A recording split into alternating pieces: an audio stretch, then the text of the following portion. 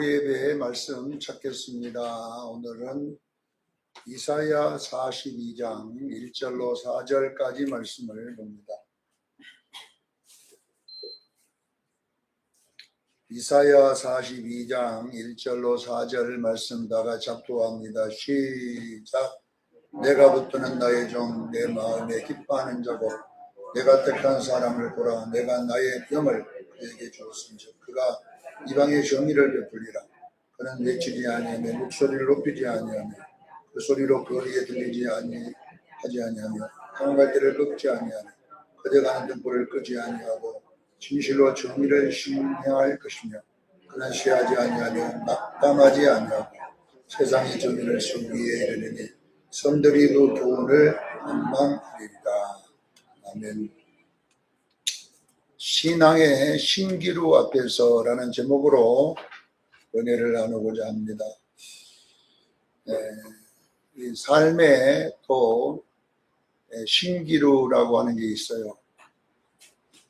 신기루가 뭐냐면은 우리가 사막에서 길을 잃었을 때에 분명하게 목마른 사람이 보면 저 멀리에 물이 있어요. 진짜 물이 있고 막 집도 있고 그게 보이는 거예요. 실제 보이는데 가보면 없어요. 그러니까 참 신기한 거잖아요. 신기루라고 하는 것이. 분명하게 보이는데 가면 없는 그런 것을 신기루라 이렇게 하는데, 솔로몬은 이 신기루를 헛되다 이렇게 소개를 했습니다. 전도서 1장 2절에 보면 전도자가 말하되 헛되고 헛되며 헛되고 헛되니 모든 것이 헛되도다. 이렇게 이 헛되다는 말을 제가 여러 번 히브리어 헤벨이라는 단어를 소개해요. 헤벨이라는 말은 수음이라는 뜻도 있고 안개라는 뜻도 있고 수증기 또는 입김, 없음 이런 뜻으로 써요. 그러니까 우리가 보면 잡으면 아무것도 없는 거예요. 분명하게 뭔가 있는데 딱 잡아보면 아무것도 안 잡힌다 이런 뜻이거든요. 그러니까 신기루라는 뜻이잖아요. 그것이 분명히 있는데 가보면 없어져 버리는 거예요. 안 믿는 사람들도 이 인생을 공수래 공수거 이렇게 사용했잖아요. 공수래 그러니까 빈손으로 왔다가 빈손으로 간다. 그래서 그 아이를 놓으면 100% 주먹을 불끈 쥐고 나옵니다. 어린아이가 이 땅에 나올 때는 전부 다 주먹 피고 나온 사람 애는 죽은 애기예요. 한번 보세요. 100% 주먹을 쥐고 있어요. 그러니까 이걸 보고 뭐냐면 한번 잡아버리라. 한번 잡아버리라고 나와가지고 돌아가시는 사람은 모든 똑같아요. 다 주먹 쥐고 죽는 사람이 없어요. 주먹 쥐고 죽으면 주먹 쥐고 있으면 살아있는 거예요. 모든 사람이 예수 믿으나 안 믿으나 다 손을 다 펴버려요. 그러니까 이게 공수래 공수래. 빈손으로 잡으려고 왔다가 아무도 못 잡고 간다. 이런 걸 보면서도 우리가 여러분요, 이 땅에는 잡을 수 있는 게 없다는 겁니다. 올 때 우리가 이 땅에 태어날 때는 전부 다 응애 잡으리라 그런 소리거든요. 응애가 응애 한번 잡아버리라 하고 주먹 불 끈지고 있다가 죽을 때는 아무 말 없이 그냥 조용하게 손 탁 놓고 가잖아요. 그래서 인생의 종착역에서 여러분 잘 잡은 사람이 뭐냐면 예수 믿는 사람이에요. 솔로몬은 전도서 12장 13절에 하나님을 경외하고 그 명령을 지키는 것이 사람의 본분이라 이렇게 해서 전도서를 마감해서 오전에도 제가 말했지만은 오후에 거의 비슷한 설교인데 우리가 신앙생활에도 신기루가 있습니다. 예수 믿으면 어쩌면 우리가 잘 될 걸 기대하고 교회 올 때 주먹을 불끈 쥐고 교회 오잖아요. 자, 예수 교회 올 때 어떻게 와요? 주먹을 풀끈 쥐고 교회 와갖고 신앙생활 하면요 주먹이 자꾸 피집니다. 내가 잡으려는 건 하나도 없고 어쩌면 기도해도 뭐 별로 잡은 것도 없고 열심히 교회 나와서 예배 드리는 것도 잡은 것도 없고 그냥 그러다 보니까 이제 나중에는 어떤 현상이 생겨요? 신앙이 무력감이 오는 거예요. 이걸 보고 또 우울증도 올 수가 있어요. 신앙이 우울증. 그러니까 신앙생활이 재미가 없어지는 거예요. 예배도 재미도 없고 교회 오는 것도 재미도 없고 이런 일이 왜 일어나냐면은 여러분요 우리가 뭔가 잡으려는 그 목적이 뭔가 잘못됐기 때문에 그래요. 성경에서 잡으라는 게 안 잡고 내가 원하는 걸 잡으려고 신앙생활 하다 보면 이런 현상이 오는 것입니다. 그래서 오늘 본문에는 이 신앙의 신기류를 통해서 우리에게 하나님이 설명하고자 하는 것이 뭔가 그것을 가르치는 내용이에요. 신앙에서 우리가 잡을 수 있는 건 없고 하나님이 우리가 잡을 수 있는 걸 안 주시면서 뭔가 하나님 우리에게 가르치고자 하는 중요한 교훈이 있는데 그 첫 번째는 기준이고 두 번째는 가치라는 거예요. 기준, 가치를 하나님 우리에게 가르쳐 주는데 자 오늘 본문의 내용이 뭐냐 그러면 42절은 예수님에 대한 내용이에요. 예수님을 지금 말하고 있는 건데 이 1절에 보니까 예수님에게 하나님이 성령을 부으신 이유가 있어요. 왜 예수님에게 성령을 부었냐? 내가 붙드는 나의 종, 내 마음에 기뻐하는 자고 내가 택한 사람을 보라. 내가 나의 영을 그에게 부었은즉, 이 주었다는 것은 부었은즉, 이 예수님을 이 땅에 오게 해서 성령을 부어가지고 하시고 하는 목적이 뭐냐면요. 정의를 베푸는 일을 하겠다라는 얘기야. 이방에 정의를 베푸겠다. 이렇게 나와 있거든요. 이 정의가 뭐냐 그러면 예수를 믿게 해서 구원하겠다는 뜻이에요. 여러분 보세요. 예수님이 이 땅에 와서 성령으로 잉태돼서 성령을 받아가지고 하신 일이 뭐예요?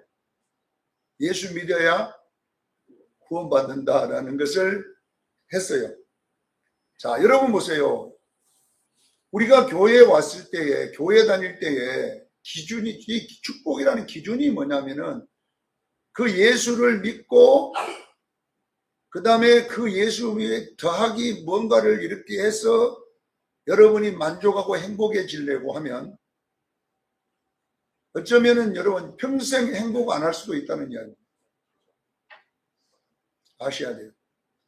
여러분이 예수를 믿고 그 예수님으로만 행복해야 되는데 그 예수님 한 분으로만 만족해야 되는데 우리는 그 예수님을 믿고 그 예수님을 또 이용해서 나의 소원 성취를 이루면 내가 복받은 것이고 행복했다라고 생각하면 그때부터 여러분들이 이제 문제가 뭐냐 하면요. 강야의 이스라엘 백성처럼 이제 또 뭔가 삶의 딜레마에 빠져버리는 거예요. 이것을 여러분들이 잘 정의를 만들어야 되는데 여러분 우리는 이스라엘 백성들이 애굽에서 나올 때에 한몫 잡을 거라고 생각했어요. 왜냐하면 그들은 애굽의 문화를 봤거든요. 애굽의 문화를 보고 애굽에서 먹었던 것들을 보고 애굽에서 즐겼던 거 있고 애굽 사람들이 가지고 있던 것들을 분명하게 하나님이 그보다 더 주실 걸로 알았어요. 나오면 그보다 더 많은 걸 줄 거라고 생각했는데 광야에 나오니까 애굽에 먹었던 거 하나도 안 주는 거예요. 애굽에 먹었던 것, 참외도 애굽에서 먹었고 부추도 먹었고 마늘도 먹었고 이것도 먹고 저것도 먹고 막 했는데 광야에는 없다고 그러면 없다. 그러다 보니까 이들이 이제 광야에서 이제 우울증이 온 거예요. 광야에서 계속 신기루예요. 이번 시험을 통과하면 다음에는 주겠지. 넘어가면 대수도 안 오고 계속 안 줍니다. 자, 왜 하나님께서는 이렇게 광야의 신기루에 빠뜨리냐면요, 기준을 잘 잡으라는 거예요. 이스라엘 백성은 하나님을 이용하는 해서 어떤 이득을 취하는 이 바알신앙이 아니고, 여러분 아셔야 돼요. 바알신앙이란 말은 뭐냐면 신을 이용해, 신하고는 관계가 있든 없든 상관없어요. 바알신앙이라는 뜻이 그 말이에요. 신이 뭐 신하고 나오고 아버지인지 아들인지 뭐 신하고 관계가 없어. 그러나 어떤 신이든 내가 그 사람에게, 그 신에게 좀 돈도 좀 드리고 또 뭐 필요한 거 드려가지고 그러면 내가 필요한 걸 주신다라고 생각하는 거예요. 이 신앙은 우리가 신앙의 신기루에 빠질 수 있는 신앙이에요. 아셔야 돼요. 자, 기독교는 우리가 믿는 이 신 절대자를 이용해서 내가 필요한 것을 얻어내는 이런 것이 축복이 아니라 기독교는 그분이 우리의 목적이 되어야 됩니다.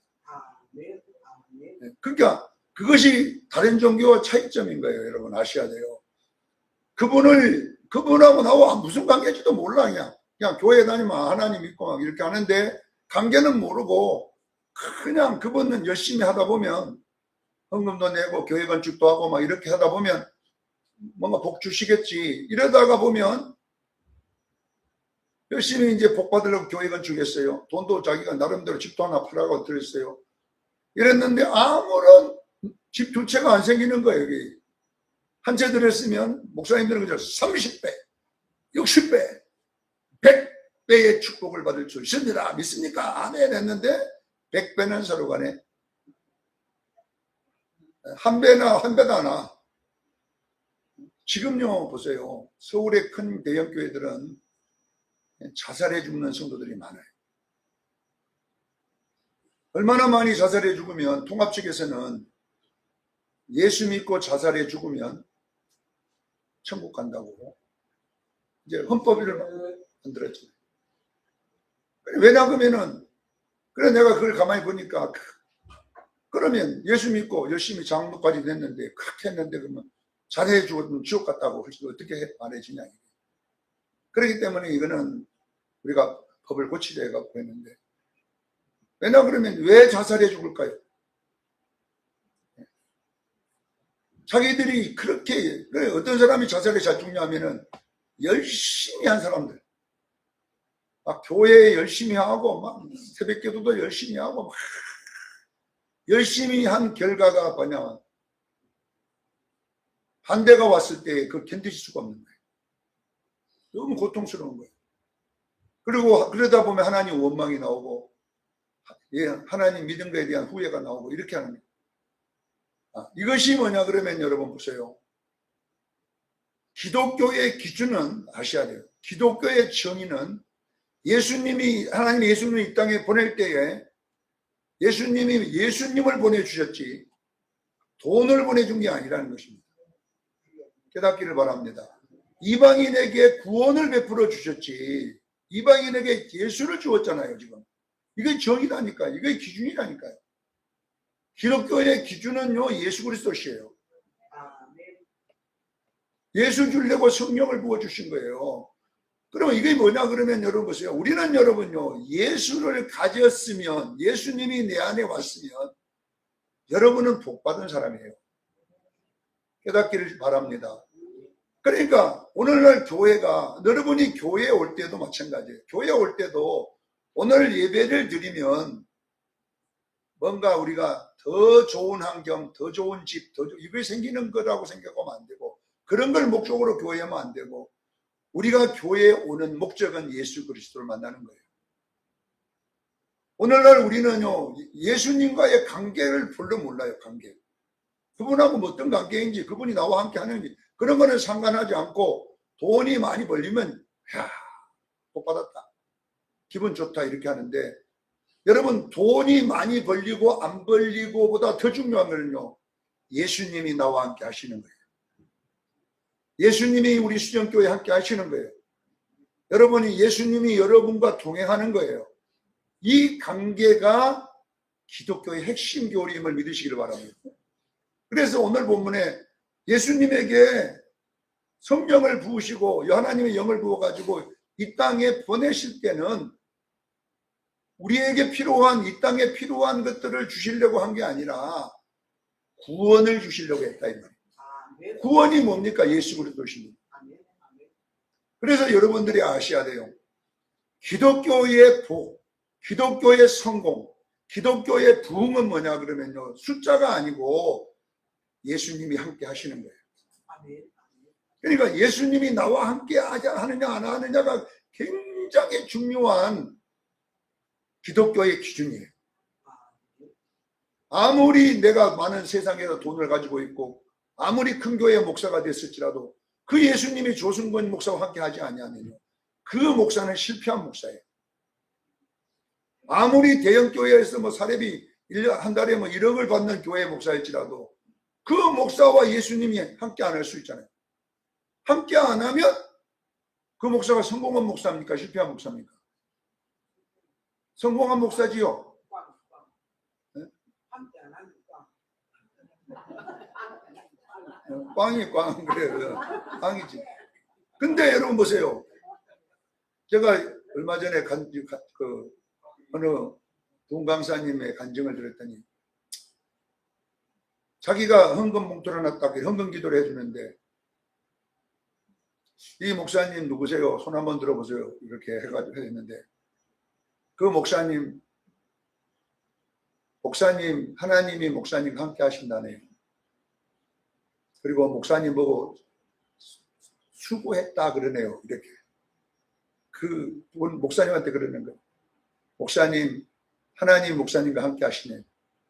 하나님 지금 성령님이 그렇게 한다고 그래요. 목사님, 하나님이 수고했다고 말하시네요. 그러니까 그 목사님이 엉엉 우는 거예요. 그 이유가 뭐냐면 자기가 20년 전에 시골 교회 부임해 갔어요. 교인이 한 50명 되는 교회 부임을 갔는데 20년 됐는데 교인 한 명도 전도도 안 되고 돌아가시고 이제 반주로가 10명 이제 10명도 안 남아 10명 한 남았어. 그때 노인들만 그러니까 자기가 너무나 실망해. 하나님이 진짜 나와 함께 계신가? 그래가지고 이제 목깨 때려치려고. 아니, 지금 20년 왔는데 50명 된 교회 갔다가 다 떨어져 버리고 이제는 다 그것도 돌아가시고 부흥이 안 되니까 떨어질 수밖에 없잖아요. 근데 이제 거기에 붙어 있어 계속 있는데 자기 속에는 너무 자기가 무능한 거예요. 자기는 진짜 이게 내가 목사인가? 내가 이게 무슨 짓인가? 그래가지고 이제 우울증이 온 거예요. 목회 우울증이 와가지고 내가 그만둬야 되겠다. 그리고 그 집회에 그만두려고 참석한 거예요. 이제. 이 집회 끝나고 이제 정리하고 나는 그냥 농사나 지러 가든지 해야 되겠다고 이제 앉았는데 그 원장님이 이제 그 목사님이 딱 봉투를 딱 김소희 주면 목사님 하나님이 함께 하시네. 그리고 그 위에 있는 것을 수고했다고 하십니다. 거기서 통곡이 터진 거예요. 나 같은 자가 있어도 예수님이 함께 하고 수고했다고 하는구나. 그러니까 네가 그 자리, 그런 자리에 네가 있다는 것은 20년 동안 거기에 있다는 것에 대한 수고. 여러분 보세요. 그 목사님이 성공한 목사님. 우리가 볼 때는 실패한 것 같잖아. 본인도 실패했다고 생각했죠. 나는 도대체 뭔가 부흥도 못 시키고 이러고 있는가. 그러게 하다가 목회 우울증이 걸려가지고 있다가 그 하나님이 말한다는 소리 한 마디를 듣고 통곡이 터진 거예요. 하나님이 그래도 나 같은 목사와 함께 하시는구나. 네. 그래서 힘을 얻었다는 그런 간증을 제가 들은 적이 있는데 여러분 보세요. 기독교의 성공은 뭐냐? 정의가 뭐냐 이게? 예수님이 함께 하는 거예요. 여러분들이 뭔가 생긴 건 없고 이래도 그분이 여러분과 함께 하시면 여러분은 성공한 사람이고 여러분 축복받은 사람이고 이런 걸 가졌다는 사실을 믿으시기를 바랍니다. 자, 두 번째는 가치에 대한 것인데 여기에 대한 이야기가 이제 2절로 보면은 내치지 아니하며 목소리를 높이지 아니하며 상한 갈대를 꺾지 아니하며 꺼져간 등불을 끄지 아니하며 쇠하지 아니하며 낙당하지 아니하며 정의를 세우기 위하여 섬들을 교훈하다 이렇게 나오는데, 자 여러분 보세요. 우리가 왜 신앙의 우울증이 오냐면은 내가 예수 믿고 열심히 하면 뭔가 큰 것을 주신다고 생각하는 거예요. 대박이 날 거다. 큰 집을 줄 거다. 큰 기업을 줄 거다. 막 우리가 대부분 여러분요 열심히 하면, 그리고 강사 목사님, 분강사 목사님도 어느 장로님은 이래가지고 막 1년에 매출이 막 몇백억이다 막 이렇게 올라갔다 막 제만 막 어떤 또 안수 집사님은 이렇게 했는데 75평짜리 아파트로 이사를 했다 막 전부 다 큰 거에 우리가 막 박수를 보낸단 말이야. 그러다 보니까 이제 나중에 큰 것이 이루어지면 이제 그때부터 우울증이 오는 거예요. 오늘 본문에 예수님은 하나님의 영이 왔는데, 여기 보면 꺼져가는 등불이 뭐예요? 작은 거라는 거예요. 작은 거. 기독교는 여러분요, 큰 것에 감동하는 게 아니에요, 여러분. 작은 것에 감동하는 거예요. 그래야 여러분들이 신앙의 우울증이 안 걸리는 거예요. 아셔야 돼요. 여러분이 자고 일어났을 때에 그 잠자고 일어남의 감사가 얼마나 나옵니까? 감동이 나옵니다. 여러분이 밥을 먹고 어쩌면 트름이라도 한번 나올 때, 트름 나온다고 뭐라고 하지 말고 뭐 떠르게 해도 그래서 소화되는 게 아니겠습니까? 그런 작은 거, 꺼져가는 등불 같은 그런 작은 거, 그걸 안 꺾으시는 작은 거에 대한 감동이 생기기 시작할 때부터 뭐냐, 여러분요, 기독교의 축복인 걸 아는 거예요. 사랑하는 성도 여러분, 조금이라는 내가 뭔가 일할 수 있는 거 얼마나 감사해요. 일자리가 없어가지고 가만히 우두커니 앉아가지고, 제가 파고다공원, 서울 파고다공원 가면 노인들이 오후에 밥 주는 데는 거기에요. 파고다공원은 오후에 밥 주고, 서울역에서는 아침에 밥 주고, 그 다음에 명동성대 쪽에서는 저녁에 밥 주고 이렇게 하거든요. 그러면 이 노숙자들이, 사람들이 그 시간대에 맞춰서 돌아다녀요. 학원에 가고, 여러분 서울 가서 파고다공원 한번 가보세요. 아무 할 일은 노인들이 앉아가고 있는 거예요. 자기들끼리 뭐 두고 막 진짜요. 거기에 보면요, 중소기업 회장도 거기, 옛날에 한가닥 간 사람들이 수두룩해. 거기에 교수도 있고 막. 여러분, 일자리 없는 교수가요, 뭐다 그랬어요? 똑같아. 일자리 못 배운 초등학교밖에 못 나온 사람이 있나, 대학 교수된 사람이, 거기는 똑같아. 여러분 80 넘으면 똑같아져. 다른 언어도 똑같아져. 거기 가면은 서울대학교 법대 나왔다고 다른 언어 쓰는 게 똑같아. 거기 가보면 진짜 하는 사람은요, 일할 수 있는 사람이에요. 그래도 편지라도 하나씩 주워 돌아다니고 이렇게 하면서 뭔가 할 수 있다는 건요, 어마어마한 일인 거예요, 여러분요. 근데 우리는 이런 일을 돈으로 가요. 큰 돈으로 생각하니까 아휴, 돈 벌어도 되다. 그러니까 재미가 없는 거예요. 그러나 여러분, 돈으로 보지 말고 일로 보기를 바랍니다. 오늘도 돈이 안 돼도 집에서 마늘 얼굴 보고 막 30세끼 삼순이라도 한번 30세끼 그러고 있는 것보다 나가는 거예요. 나가서 그냥 정신을 하나 얻어먹고 나오는 그런 축복. 여러분요, 보세요. 작은 것에 감격할 수 있어야 영적 우울증이 없어지고. 한번 생각해요. 가야 될 교회가 있다는 거에 얼마나 감격해요. 아이고, 걔도 뭐 이러고 막 저러고 하지 말고, 하나님, 오늘도 나갈 수 있는, 예배 드릴 수 있는 거에 있어서 얼마나 감격해요. 그러니까 여러분들이 신앙에 신줄이 안 빠지려면요, 큰 것을 갖고 욕심을 부르고 다니면요, 정확하게 여러분 우울증이 걸려요. 아이고, 예수 믿어도 되는 것도 없더라. 돈도 안 되는 내가 막 이런 데 다니면 예수 믿어도 창피해 죽겠다. 이래갖고 여러분요, 우리 수련교인들이요, 나이가 들어도 여러분요, 배우러 다니면 얼마나 좋겠어요. 어떤 사람은 나이 80에 우리 노건 다니면 예로 배운다고 막 이러고 가서 또 의상은 옷 입고 막 찌르고 막 이러고, 예? 이따면 얼마나 엄청난 일인 거예요. 아이 나이 들어가 창피하게 막 이런 게 아니라 우리가 이렇게 보세요. 상한 갈대를 꺾지 않냐고, 꺼져가는 불을 끄지 않냐시고, 큰 소리를 작은 소리밖에 못 낼 수 있었다. 이런 모든 것들이 하나님의 선물로 우리가 오는 거예요. 깨닫기를 바랍니다.